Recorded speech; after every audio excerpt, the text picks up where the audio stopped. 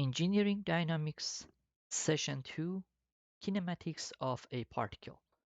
Last time we talked about the general categories of dynamics in motion, like a curvilinear motion when we are moving in a curve, or rectilinear when we are moving on a straight line, and as well as a two main branches of dynamic, which is a kinematics, which does not include the forces, and also a kinetics of particle or rigid bodies. Uh, we derivate some differential equations in terms of a kinematic equations, and today we want to uh, study them in a more detail. So let's start it with a different scenarios for acceleration. Mhm. In dynamic, it's all about a motion because it's a either a particle or a groups of particle, like a rigid body in motion. So we are mainly working with displacement, a velocity, and mainly acceleration. So let's jump to the acceleration first. We have a scenario that acts that in that which acceleration is zero, or a constant acceleration, or a condition that acceleration is a function of another variables, such as a time, velocity, or displacement itself. So the third category, it just goes to a, so if we call that condition 1, scenario 1, scenario 2, and this is a scenario 3, 4, 5. If we are located a uh, in one of these scenarios, there is no other option but to be uh, located to any of these categories. So the third one is acceleration is a function of time, acceleration is a function of velocity, and acceleration is function of displacement. We'll talk about them in a detail in a few um, moments. So condition 1, when acceleration is 0. So two scenario develops that condition. Either a zero velocity uh, leads to having to ends up to having a zero acceleration, or a constant velocity, it just leads up to a zero acceleration. So the first one, a zero velocity, which is a change of displacement over time, goes to zero. So that's a variation of velocity is also zero. If velocity is zero, variation of that is also zero. So that's our acceleration, that's zero. And the second scenario is when velocity or variation of displacement over time is a constant. So in that condition, if we integrate it, so ds is equal to, if you multiply this part, so ds is equal to v times dt, and if you integrate both sides, it just gives you a integration of displacement from s naught to s is equal to v times integration of 0 to t dt. And if you just define a general initial condition for your displacement for your function, that is when t is equal to 0, s is displacement is s naught, is v naught. Just give a function of displacement versus a velocity and time, definitely initial displacement or location. The other condition is when we do have a constant acceleration. Let's derivate the velocity of that. So if acceleration is a variation of velocity over time, and that's a constant, mhm, if acceleration is a constant, it means you can easily say a dv is equal to, again, a times dt. A times dt. Hmm? By integrating again both sides, it just gives you a integration from v naught to v. dv is equal to acceleration integrating over time dt. And it just gives you an equation of v minus v naught is equal to at. And that's a equation for velocity based off of acceleration and time, definitely including v naught initial velocity at the moment zero or at origin. So for the displacement, for the same scenario, a is a constant, velocity is again a variation of displacement over time. So, and that's equal to, we just derivate that velocity is a function of time and acceleration plus v naught. If you rewrite the equation or rearrange the equation based off ds, that says ds is equal to, this time let's replace velocity by at plus v naught times dt. And if you integrate it, then it just gives you the integration of displacement from s naught to s is equal to integration over time span from 0 to t velocity function, which is a at plus v naught times dt. And if you do so, it just gives you a function of displacement based off acceleration, time, velocity, and definitely v naught and s naught. The third scenario is when a acceleration is a function of time. So to derivate the velocity in this scenario, acceleration is a function of time. So, and at the same time, acceleration is a change in velocity over time. So dv is equal to, dv is equal to, so if you write the equation like this, it just gives you ft dt, a dt is equal to, and then integrated, then dv from v naught to v is equal to integration of ft dt from 0 to time t. And if you do so, it just gives you a velocity as a function of acceleration and definitely integration of that function, and definitely plus including the initial velocity.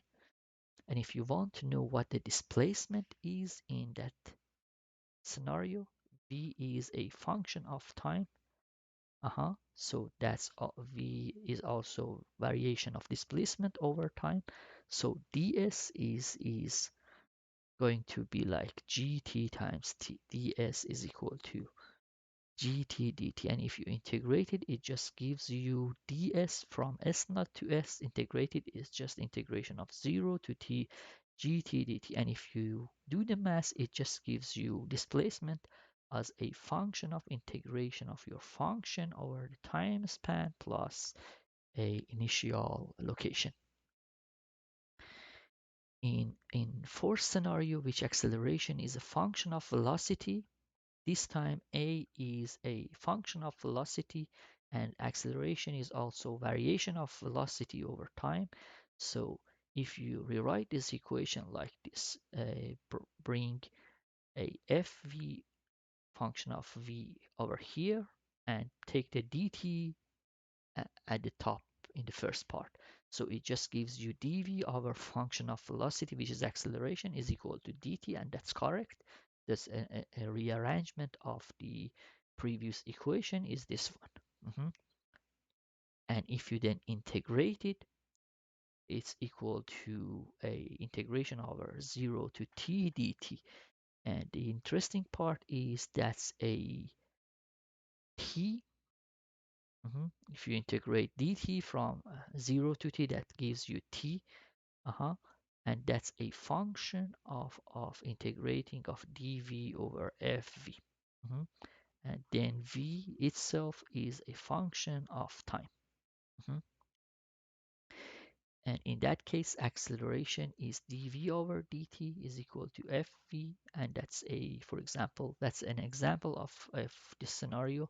That's minus k times v. Mhm. So in that case, dv over v, dv over v, mhm, it is equal to minus k times dt. Mhm. dv over v, you just take this one, and that's minus k times dt. Mhm.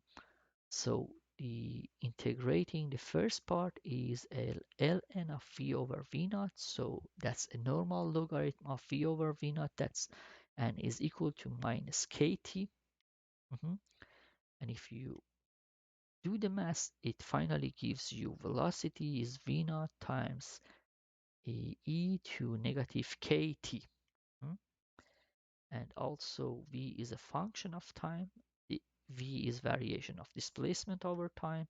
So you can also get the function of displacement in this scenario.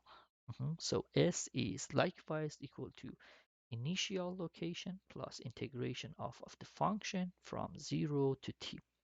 Mhm. The fourth scenario is a condition when our acceleration is a function of displacement this time. So if acceleration is a function of displacement, so we can easily say v dv is equal to a ds. That's a independence formula from previous session if you remember that. And in that case, one can say fs ds. We just replace the a with its identical function. So that's a replacement of a in that formula. So fsds, and if you integrate both sides, it just gives you v dv from v to v naught is equal to fsds from s naught to s. And if you replace that in the formula, a half of v squared minus v naught squared is equal to s naught us fsds. And if you do the math, it just gives you the two famous formula of v square minus v0 square is 2 times a something. And this time that's an integration from s naught to s, a function of acceleration dt. The simplest form of this equation is this one, a v squared minus v naught squared, that's a 2a t. This time, this is our acceleration, 2a x minus x naught or s minus s naught, doesn't matter. Hmm? That's our a. That's 2a times ds goes by s minus s naught. Mhm. And in this condition, v is a function of displacement over time, and that's gs. And if you do the math, it gives you a t is equal to this function, s is equal to a function of time, and v is equal to s naught, which is a d over dt of s. Let's that was the different scenarios for acceleration. Let's put it into a practical example to comprehend the concept in a better format. So the car on the right in figure below mhm, moves in a straight line such that for a short time the velocity defined by a function of this is a velocity here is a function of time. Mhm. So we want to know what is determine the position and also acceleration when t is equal 3 seconds, 0 second, and when it's at the origin. Mhm. Because we already know the velocity function and we know velocity is a function of time, so v is also variation of displacement over time. So that's a 3 times t squared plus 2t squared. Mhm. And if you integrate both sides, it just gives you integration from 0 to s ds is equal to integration from 0 to t. So if you just take this dt to here, that's and integrate it from 0 to t, that gives you this function. So s from 0 to s is s, and integration of this function is just t cubed plus t squared from 0 to t. So our function of displacement for position is t cubed plus t squared. Now with replacing any numeric value in this equation, you can get the displacement after that time period. Hmm? For acceleration calculation, when t is equal to 3 seconds, displacement is a 3 cubed plus 3 squared, and that's a 27 plus 9, that's 29 plus 7, and that's 36 feet. When t is equal to 3 seconds. And at the same time, a is d over dt of what? Of velocity. If you make a derivation of this function, it just gives you 6t plus 2. And then a time is equal to 3 seconds, acceleration is a 6 times t plus 2. So that's 6 times 18 plus a 2, that's a 20 feet per second. That's the acceleration, and I think we calculated velocity and acceleration at both t equal to 3 seconds. We'll solve a more problem in next videos. Thank you.